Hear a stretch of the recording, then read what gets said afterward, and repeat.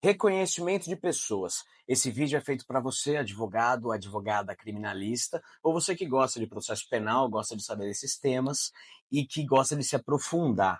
O tema do reconhecimento de pessoas pode ser fundamental para absolver o seu cliente, mesmo que ele já esteja condenado numa revisão criminal ou até mesmo num habeas corpus. Então fica comigo até o final do vídeo porque esse vale ouro.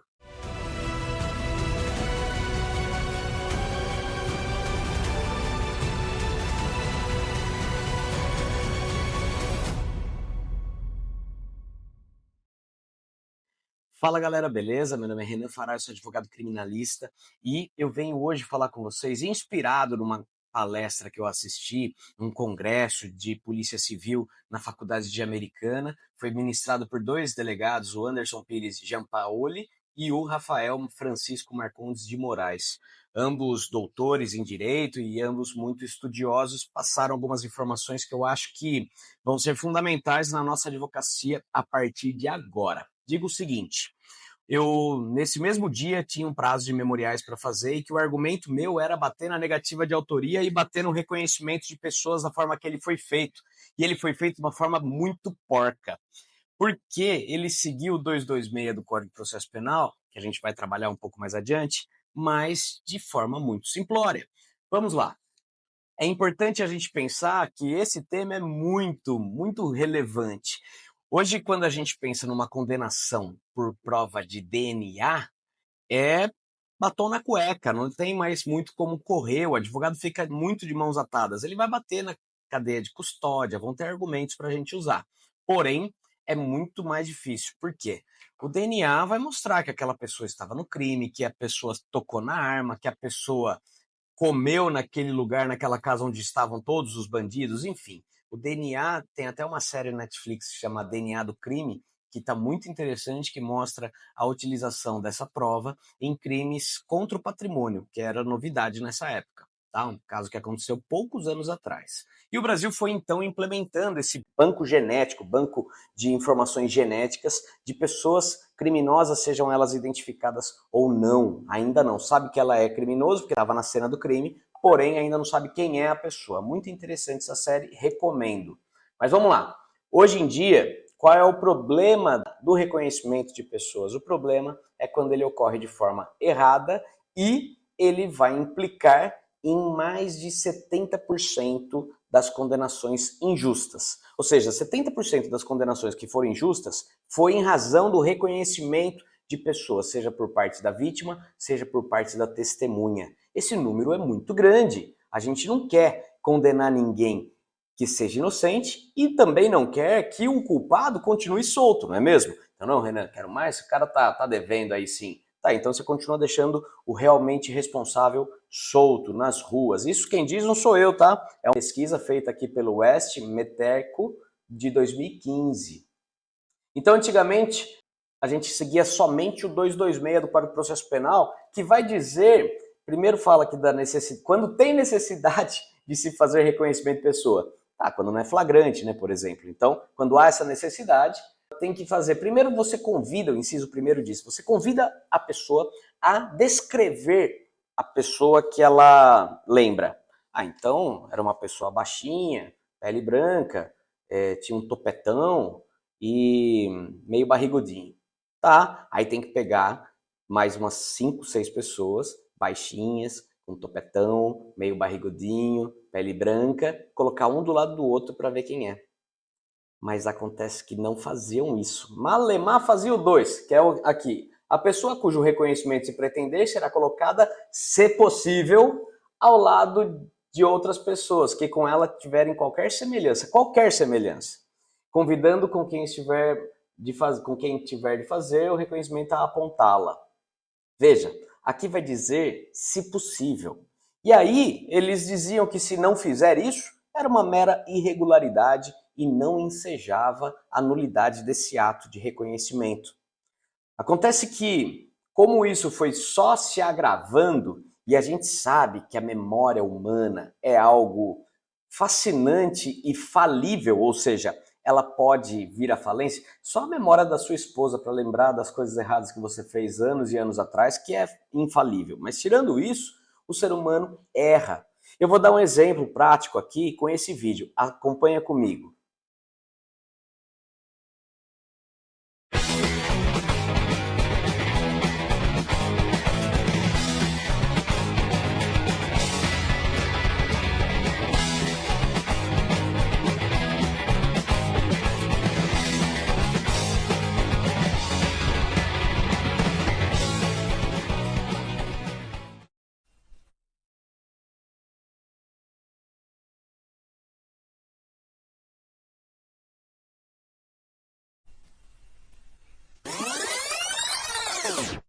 Pois é, e aí, você viu o gorilão? Eu não vi, confesso que não, quando eu assisti a primeira vez. Depois você fica esperto, volta o vídeo, você vê toda hora. Mas veja como a nossa mente prega peças. Infelizmente, isso é muito mais comum. E pensa numa pessoa que está sendo ouvida logo após ter sido vítima de um crime. Olha, quando você é vítima de crime, eu não sei se você já foi, mas eu já tive a sorte de ser várias vezes, passa pouco tempo depois você não consegue mais lembrar do rosto da pessoa, de tanto que você ficou pensando no rosto dela. Ou ainda, e isso é uma coisa importante, se a pessoa vem apontando uma arma para você, se o infrator estava armado ou não estava armado, é uma questão muito importante para ser averiguada, porque quando ele está armado, você não olha para o rosto da pessoa, você olha para a arma. E isso vai afetar na sua memória na hora de fazer um reconhecimento, na hora de dizer que é aquela pessoa. Sem falar no espírito inquisitivo, vingativo da testemunha, da vítima, que quer ver alguém ser condenado. Isso existe, infelizmente. Então, a pessoa era de pele e cor preta. Putz, primeiro que ele achar, ele vai querer pôr atrás das grades. E infelizmente isso acontece. Infelizmente vemos pessoas o tempo todo serem absolvidas depois de anos e anos de processo, ou depois de anos e anos presa, por causa de um reconhecimento falho. Bom, os tipos penais mais recorrentes imputados às pessoas privativas de liberdade indicam que o processo penal continua a ser o reino das provas dependentes da memória. Continuamos usando a memória para condenar as pessoas. E isso está sendo muito questionado por essa questão da psique humana ser falha. E aí, como que isso pode ser corrigido? Né? Além da questão das falsas memórias, além da questão de você não lembrar direito e começar a acreditar numa mentira, começar a acreditar quando você é induzido a acreditar que foi aquela pessoa. E como você pode ser induzido? Quando o policial chega para você e fala assim, Renan, você foi vítima? Você sabe se foi esse cara aqui? E mostra a foto do cara. Tem chance de você começar a imaginar a cena com o rosto daquele cara. A sua memória tem a capacidade de fazer isso, é o que a gente chama de falsas memórias, você planta isso. E é por isso que o reconhecimento tem que ser fidedigno, para poder manter toda essa cadeia de custódia intacta, pensando em cadeia de custódia como reconhecimento, como uma prova, tá? Porque daí vai contaminar, é o que a gente fala, que o reconhecimento é uma prova irrepetível, ou seja, não dá para repetir. O juiz ele gosta de fazer depois na audiência, e ó, validei aqui, porque reconheceu aqui na minha sala. Não, porque se já foi feito errado na primeira vez, vai continuar sendo repetido errado para sempre, porque a pessoa já colocou na cabeça dela que aquela pessoa era o culpado, entendeu? Ele agora está reconhecendo não o culpado, mas sim a pessoa que ele viu antes. E isso contamina. Mas veio um HC aqui, um recurso extraordinário em HC do STF, número 206846, de 22 de fevereiro de 2022, que disse que, lembra aquelas alternativas lá, aqueles requisitos do 226 do Código de Processo Penal, que fala que quando possível fazer, colocar um do lado do outro com características semelhantes? Pois é, agora não é mais uma mera recomendação, foi uma superação dessa ideia. Agora trata-se de garantia mínima para que se encontra na condição de suspeito da prática de um crime. É garantia mínima daquele que está sendo acusado que seja feito então um reconhecimento na forma literal do 226 e não só quando possível. Se não for feito daquela forma, então agora é nulo. É o que vai dizer depois um HC, aliás, esse aqui é anterior, do STJ, de 2020, uma decisão do ministro Rogério Schietti Cruz. Ele diz que o reconhecimento das pessoas tem que seguir o 226, cujas formalidades constituem garantia mínima. Logo, ele tornou inválido um reconhecimento que foi feito por foto. Reconhecimento de foto não é ilícito, tá? Ah, Renan, você está falando que não pode ser por foto? Pode. Contanto que as fotos Siga o mesmo padrão que o 226 diz. Então você vai colocar, a pessoa era japonês e era musculoso. Você não vai colocar um japonês magrinho, um japonês musculoso, o cara, né? E depois um moreno, depois uma pessoa loira, e depois uma mulher. Não, você tem que colocar 5 japoneses musculosos nas fotos para o cara ver. Essa é a ideia, de você pegar as características que a vítima lembra e fazer as fotos naquele sentido, né? Demonstrar as fotos naquele sentido, até porque talvez um japonês musculoso num grupo de 500 pessoas você não encontre mais do que um, ou você é que encontra um. Mas e aí fica difícil você fazer esse emparelhamento de forma presencial, de forma direta, assim. Por isso que aí fica viável a questão de fazer com fotos, tá? Por isso que foto nem sempre é de todo ruim, contanto que respeite o 226 na sua característica total. Vamos ter aí a resolução do CNJ número 484, que vai trazer alguns requisitos, e esses requisitos são bem interessantes. Dentre eles, vale a pena a leitura dela, tá?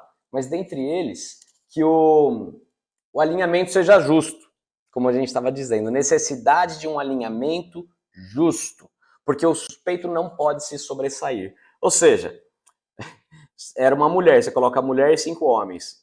Quem que vai ser a pessoa apontada, né? Então, tem que ser justo, e tem que ser o mais justo possível. Mesmo que tenha que ser por foto para que fique justo, entenderam? Então, veja, eu não vou continuar para o vídeo não ficar muito longo, mas veja como é interessante e como a gente sabe que não está sendo feito certo. Caso que eu voltei para casa depois daquele congresso, fiz os memoriais e o meu cliente tinha sido reconhecido com uma foto só, foi o show-up. Mostrou para ele e falou assim, ó, é esse cara aqui? É. Ah, então tá reconhecido. E tá assinado que foi feito desse jeito. Ou seja, não respeitou nada do 226, não perguntou características dele antes, não mostrou ele ao lado de outros, não, só mostrou ele. É esse cara aqui? É esse cara mesmo. Pronto. Vai ter que anular. Eu vou brigar até o fim para anular esse processo. E digo mais, esse cara tem outros processos semelhantes, em que todos foram feitos reconhecimentos dessa forma. E aí o que eu vou fazer? Aqui esse vídeo vai bem para os advogados. Eu vou fazer, para um que ainda está em recurso extraordinário, eu vou entrar com habeas corpus, para pedir, para anular. Os outros, eu vou entrar ou com revisão criminal, ou com habeas corpus mesmo, como uma peça substitutiva aí. E vou insistir na mesma questão. Todos eles, o reconhecimento foi feito errado. Mas aí é uma questão, né? Foi feito bem antes de 2022, bem antes dessa resolução. Será que essa questão processual vai poder regredir, voltar no tempo para atuar naquele reconhecimento errado?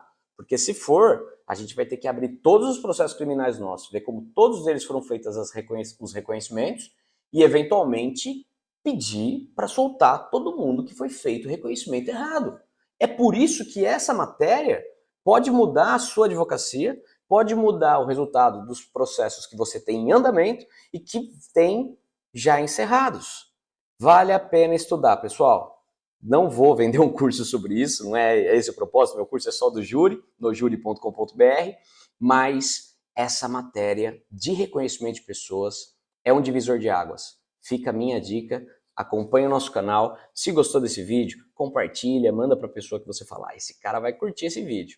E mais uma vez eu quero agradecer à Polícia Civil por ter passado isso para mim, veja, e eles estão preocupados em fazer isso de forma correta, porque senão é o trabalho deles jogado no lixo também, não é mesmo? O cara trabalha pra caramba, consegue o cara, prende o bandido e eventualmente vem um advogado de 1,58 m, baixinho, topetudo e meio barrigudinho e anula tudo? Ninguém quer isso.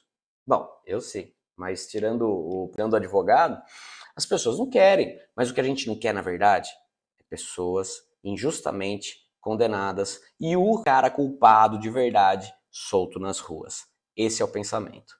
Segue meu perfil, dá um curtir aqui no vídeo, compartilha, escreve lá reconhecimento de pessoas para o YouTube entender que esse vídeo é relevante para esse tema. Forte abraço.